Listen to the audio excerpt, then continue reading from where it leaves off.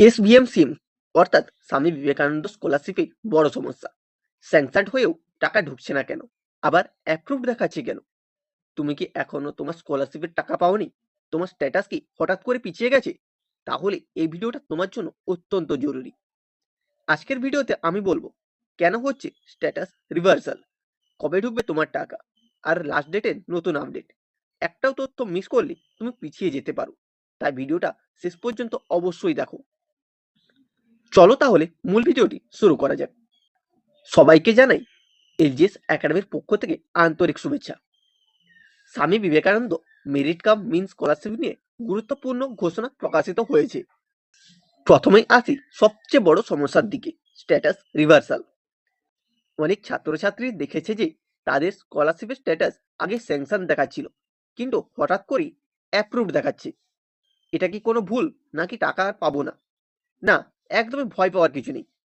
বিকাশ ভবনের সূত্রানুযায়ী এই সমস্যার মূল কারণ হলো নির্বাচনী আচারবিধি। এই নিয়ম চালু থাকলে সরকার নতুন করে কোনো ফান্ড রিলিজ করতে পারে না। ডাইরেক্ট বেনিফিট ট্রান্সফার অর্থাৎ ডিবিটি বন্ধ থাকে।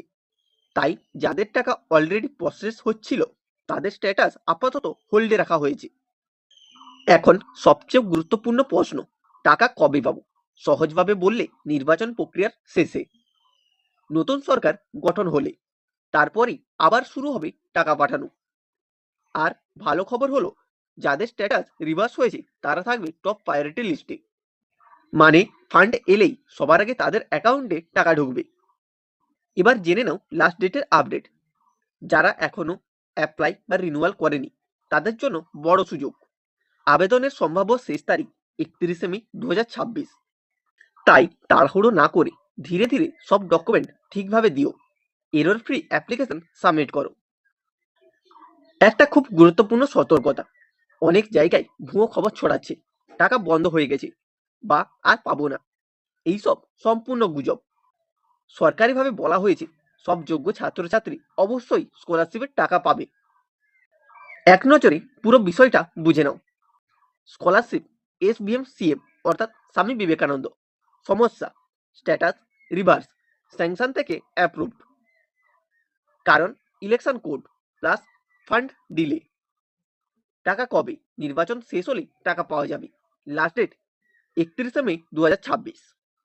শেষে একটা গুরুত্বপূর্ণ টিপস, নিয়মিত পোর্টাল চেক করো, কোনো ভুল থাকলে দ্রুত ঠিক করো, আর সবসময় অফিসিয়াল আপডেট ফলো করো। আশা করি এখন পুরো বিষয়টা ক্লিয়ার হয়েছে। যদি ভিডিওটা তোমার কাজে লাগে একটা লাইক দাও, আর এমন গুরুত্বপূর্ণ আপডেট পেতে অবশ্যই সাবস্ক্রাইব করে রাখো।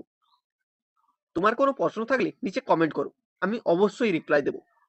আর এই ভিডিওটা তোমার বন্ধুদের সাথে শেয়ার করো যারা এখনো স্কলারশিপের টাকার জন্য অপেক্ষা করছে। Stay update, stay ahead.